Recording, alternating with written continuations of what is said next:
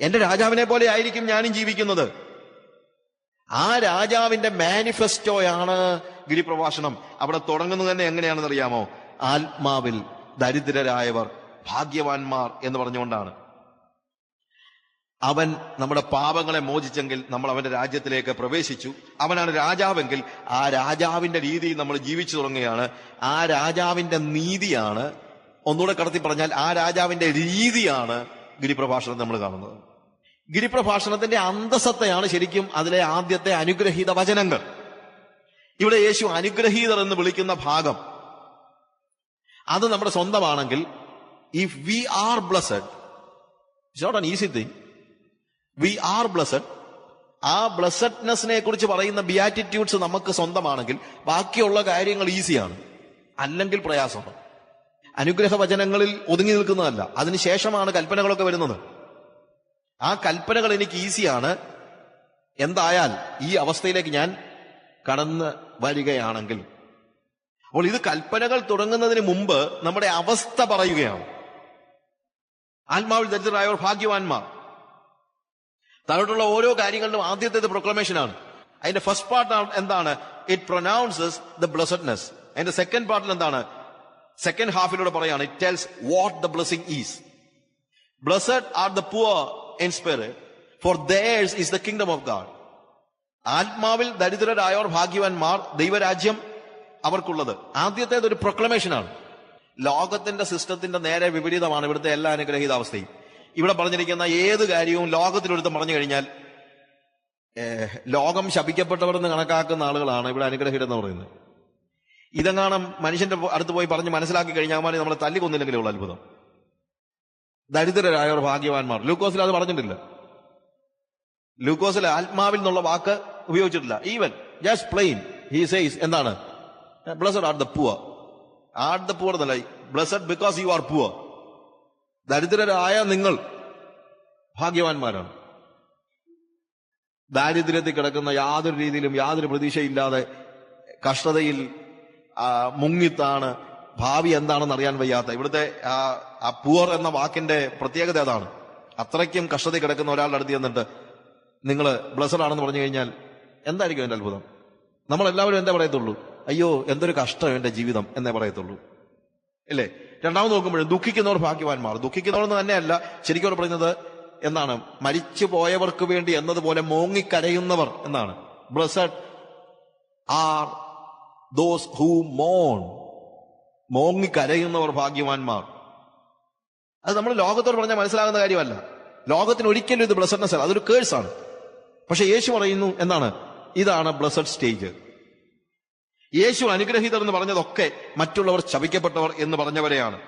യേശുവിന്റെ രാജ്യത്തിന്റെ സ്റ്റാൻഡേർഡ് എത്ര വ്യത്യസ്തമാണെന്ന് നമ്മളിവിടെ അറിയുന്നത്. ഒരു കിങ്ഡം സ്റ്റാൻഡേർഡ്, അവന്റെ രാജ്യത്തിന്റെ പ്രത്യേകത എന്നാണ്. യേശുവിന്റെ വാക്കുകളുടെ ഒരു പ്രത്യേകത, അത് ആളുകളെ വെട്ടിലാക്കുന്നതാണ്. നമുക്ക് അങ്ങോട്ടും ഇങ്ങോട്ടും പോകാൻ വയ്യാത്ത ഒരു സ്റ്റേജ്. ഇന്നും യേശു പറഞ്ഞ വാക്കുകൾ പറഞ്ഞു കഴിഞ്ഞാൽ ആളുകൾ പറയും, യേശു പറഞ്ഞത് വാക്കുകളുടെ അടിസ്ഥാനത്തിൽ എന്തെങ്കിലും പറഞ്ഞു കഴിഞ്ഞാൽ, ഒരു പക്ഷേ ഞാൻ ചിലപ്പോൾ അതൊക്കെ പറയുന്നത് ചിലപ്പോൾ ആളുകൾ പറയുമ്പോഴത്തെ ആളുകൾ പെട്ടെന്ന് ചിരിക്കുന്നതാണ്. എന്ന് വെച്ച് കഴിഞ്ഞാൽ ഇത് നടക്കത്തില്ലെന്നുള്ള രീതിയിലായി ചിരിക്കുന്നത്, ഇല്ലേ? ഞാൻ ചിലപ്പോൾ പറഞ്ഞിട്ടുണ്ട്, money is the cheapest thing in the world. ലോകത്തിലെ ഏറ്റവും വിലയില്ലാത്ത സാധനം എന്ന് പറഞ്ഞാൽ പൈസയാണ്. അപ്പൊ ഇയാൾ തെറ്റി പറഞ്ഞാണെന്നേ ആൾക്കാർ ചിന്തിക്കത്തുള്ളൂ. കാര്യം നമ്മുടെ മനസ്സിൽ ഇന്ന് ലോകത്തിലെ ഏറ്റവും വിലയില്ലാത്ത സാധനം പണമാണെന്ന് പറഞ്ഞാൽ ഞാനെന്നെ സമ്മതിക്കും. That is reality. ഉള്ളത് പറഞ്ഞാൽ ഉറിയും ചിരിക്കുമെന്ന് പറഞ്ഞതുപോലെ അതാണ് ഏറ്റവും വലിയ സത്യം.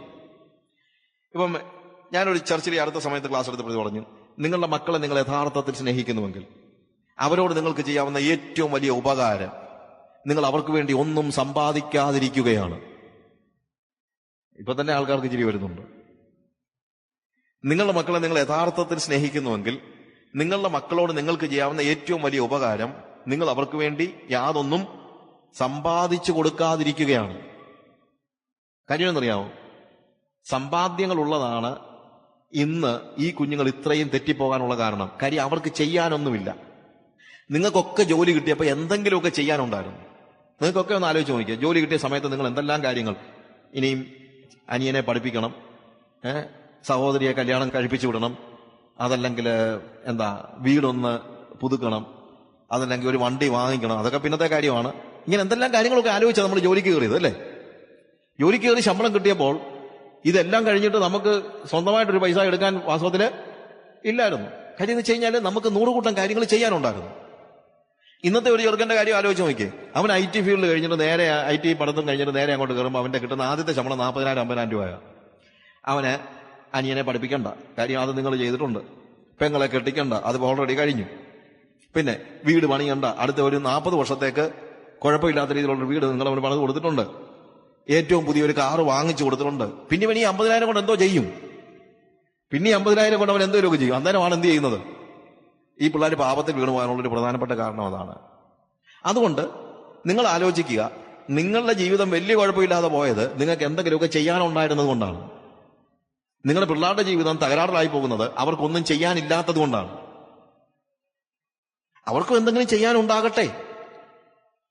നിങ്ങൾ അവർക്ക് വേണ്ടി സമ്പാദിച്ചു കൊടുത്തോണ്ടേ ഇരുന്ന് കഴിഞ്ഞാൽ ഇതൊക്കെ അനുഭവിച്ചുകൊണ്ടിരിക്കുന്ന കാര്യം. ഞാനീ പറയുന്നത് വേറെ കാര്യമൊന്നുമല്ല, പക്ഷെ അത് അനുഭവിച്ചുകൊണ്ടിരിക്കുകയാണെന്നുള്ളത് നമ്മൾ പലപ്പോഴും അറിയുന്നില്ലെന്നുള്ളതേ ഉള്ളൂ. ഈ കുഞ്ഞുങ്ങൾ തെറ്റിപ്പോകുന്നതിന്റെ ഒരു പാപം ചെയ്യണമെങ്കിലും കാശ് വേണമല്ലോ, ചുമ്മാ പറ്റൂ? പാപം ചെയ്യണമെങ്കിൽ എന്തോടല്ലേ പറ്റുള്ളൂ? അതിനുള്ള റിസോഴ്സ് ഇല്ലാതെ പറ്റുമോ? അത് നിങ്ങൾ ഇഷ്ടം പോലെ ഉണ്ടല്ലോ അവരുടെ. സോ നിങ്ങൾക്ക് നിങ്ങളുടെ കുഞ്ഞുങ്ങളോ ചെയ്യാവുന്ന ഏറ്റവും വലിയ ഉപകാരം മറ്റൊന്നുമല്ല, അവർക്ക് വേണ്ടി അവർക്ക് എഡ്യൂക്കേഷനൊക്കെ കൊടുത്തു, പക്ഷെ അവർക്ക് വേണ്ടി നിങ്ങളൊന്നും സമ്പാദിച്ചു കൊടുക്കാൻ പാടില്ല. സമ്പാദിച്ചു കൊടുത്താൽ അവൻ തെറ്റിപ്പോകും, അതിന് യാതൊരു സംശയമില്ല, ഒരു സംശയമില്ല. ഇത് പറഞ്ഞാൽ നിങ്ങൾ സമ്മതിക്കുക, എന്തോ ചെയ്യാന് ഇല്ലേ? ഞാൻ പറഞ്ഞത് ഈ യേശുവിന്റെ സംസാരം കേട്ട് കഴിഞ്ഞാൽ നമുക്ക് ഒരിക്കലും മനസ്സിൽ പെട്ടെന്ന് അത് മനസ്സിലാക്കാനാണ് ബുദ്ധിമുട്ട്.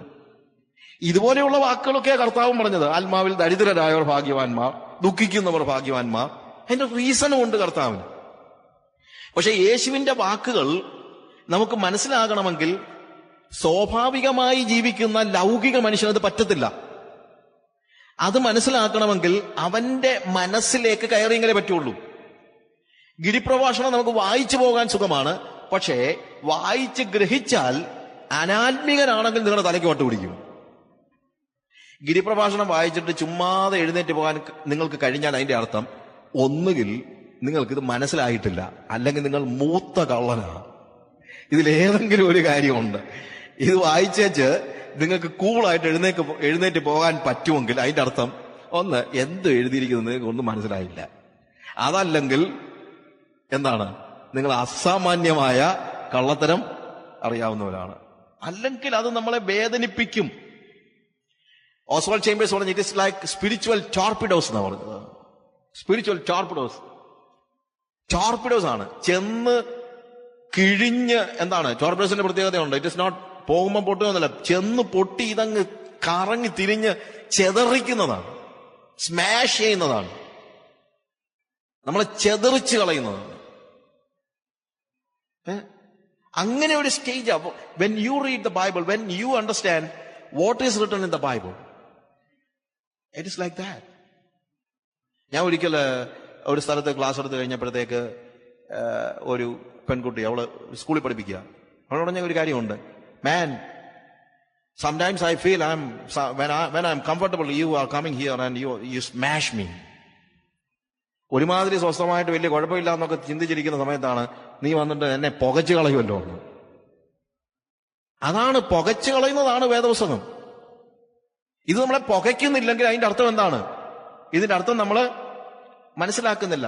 These are spiritual torpedoes. അതങ്ങനെ വേണം.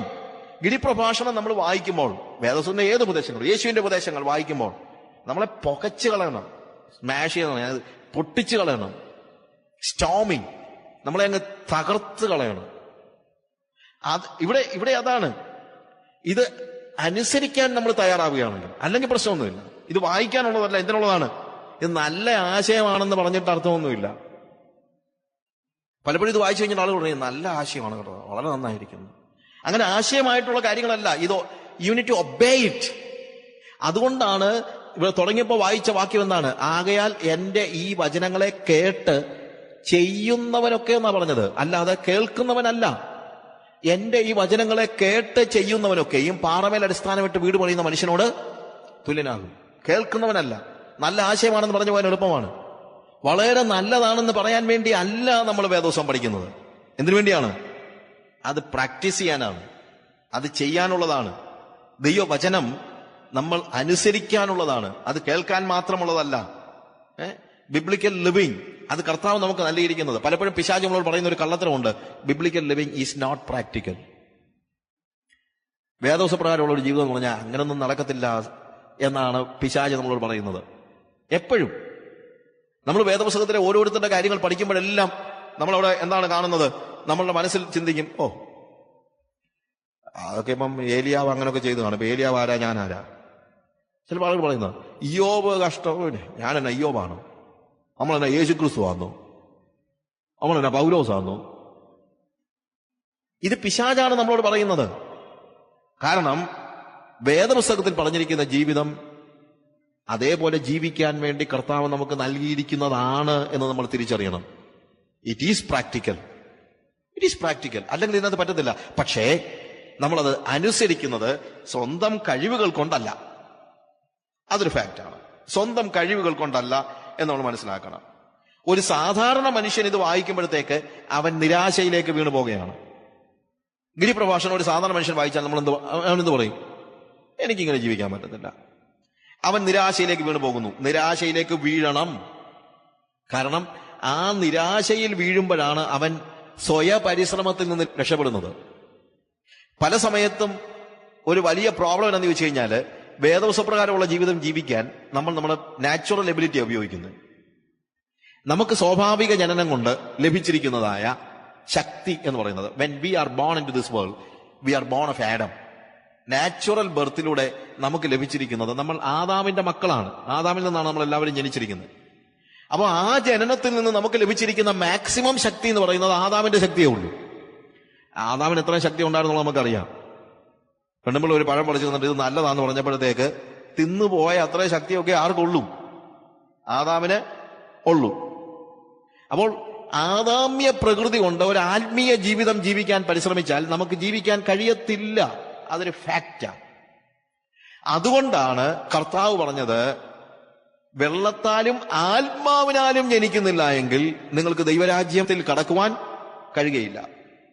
നമുക്കിത് കഴിയുന്നത് എന്തുകൊണ്ടാണ് ഗിരിപ്രഭാഷണം നമുക്ക് സാധ്യമായി തീരുന്നത്? ഒറ്റ കാരണമേ ഉള്ളൂ. നമ്മൾ നാച്ചുറൽ ബർത്ത് മാത്രമല്ല നമുക്കുള്ളത്, we are born of the spirit.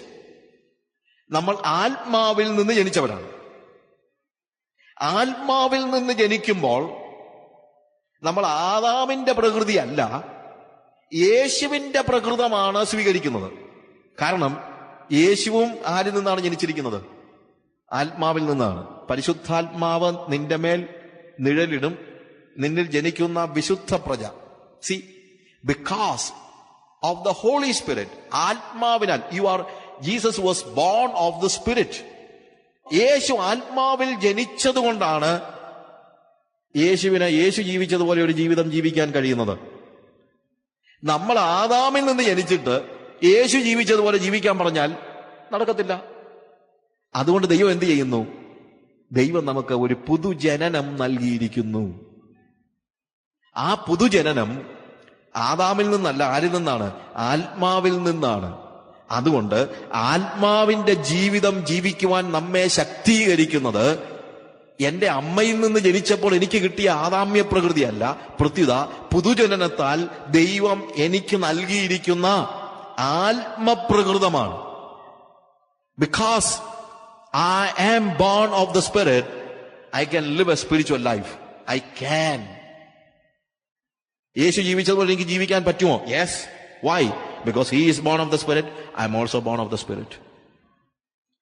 പക്ഷെ നമ്മുടെ ഒരു പ്രോബ്ലം എന്നാന്ന് ചോദിച്ചു കഴിഞ്ഞാൽ, വീണ്ടും ജനിച്ചവർ തന്നെ ജീവിക്കുന്നത് പലപ്പോഴും ആദാമിനെ പോലെയാണ്. അതാ ഒരു വലിയ പ്രശ്നം. കാര്യം നമ്മൾ തന്നെ അറിയുന്നില്ല നമ്മൾ ആത്മാവിൽ ജനിച്ച വിവരം.